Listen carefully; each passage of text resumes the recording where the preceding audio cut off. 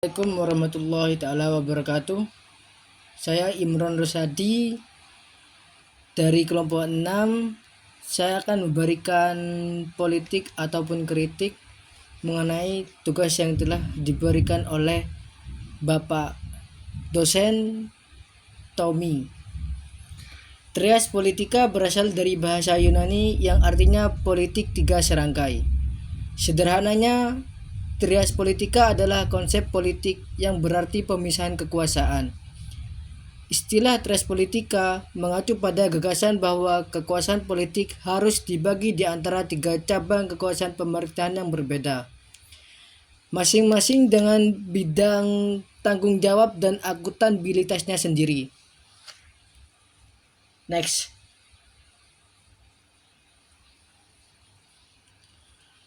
Konsep trias politika dikutip dari berbagai sumber.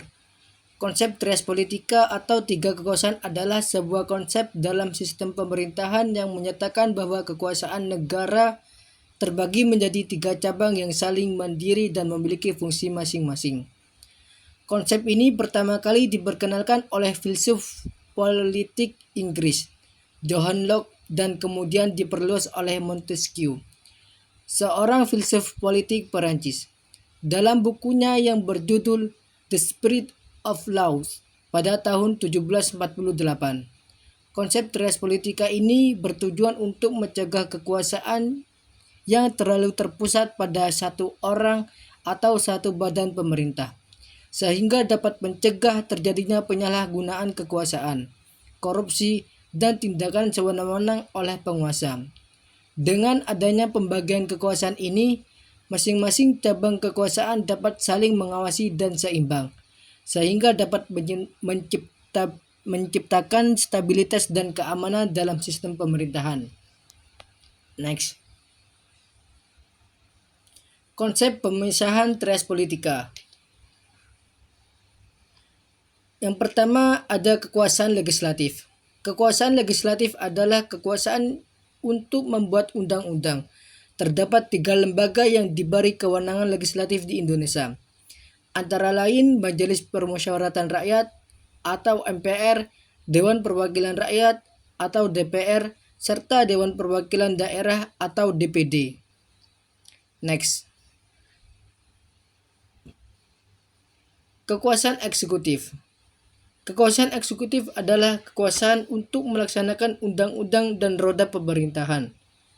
Di Indonesia, kekuasaan ini dipegang oleh presiden. Next.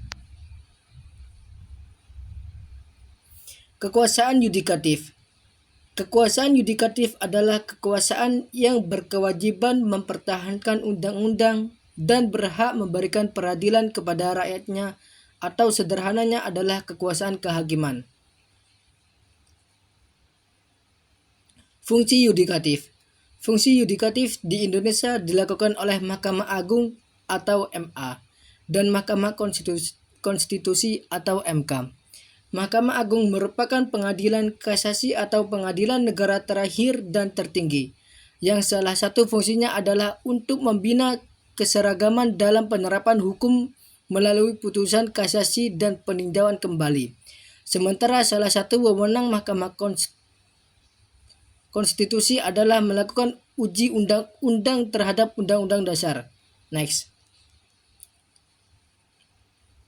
Perlu diketahui, selain ketiga pembagian kekuasaan tersebut di atas, di Indonesia juga terdapat kekuasaan eksaminatif sebagaimana diamanatkan pasal 23E ayat 1 UUD 1945, yaitu sebagai kekuasaan yang berfungsi untuk memeriksa keuangan negara, yaitu Badan Pemeriksaan Keuangan atau BPK.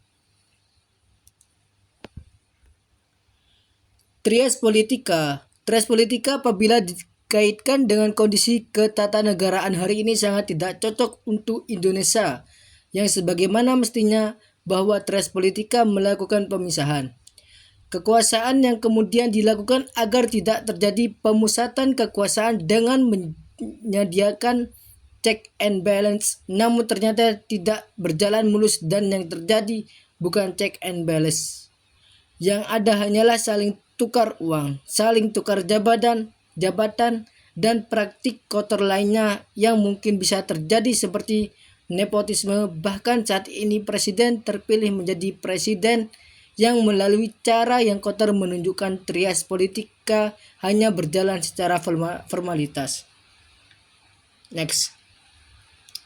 Apakah sistem trias politika saat ini masih relevan digunakan di Indonesia? Masih, karena sistem ini secara tidak langsung sudah dianut sejak lama. Untuk mengubah sistem trias politika ke sistem yang lain memerlukan waktu yang lama dan harus disesuaikan dengan keadaan negaranya seperti apa. Jikapun ingin mengubah lagi, dibutuhkan riset dan pengamatan yang teliti agar sistem tersebut dapat menerima seluruh masyarakat dan sesuai dengan norma yang berlaku di Indonesia. Belum lagi dengan penerapannya di lapangan akan seperti apa. Pembagian jabatan dan kekuasaannya, penerapan di lingkup pemerintahan, serta penyesuaian sistem pemerintahan untuk para petinggi negara dan juga masyarakat. Ada pertimbangan yang harus dipikirkan secara matang apabila ingin mengubah sistem ini suatu saat nanti. Walaupun saat penerapan trias politika di Indonesia ini masih belum berjalan secara optimal serta maksimal di pemerintahan dan masih perlu ditingkatkan lagi kinerjanya. Next. Sudah yang saya paparkan di dalam Zoom ini. Jika ada sebuah salah, mohon dimaafkan. Wabillahi taufik wal hidayah. Wassalamualaikum warahmatullahi taala wabarakatuh.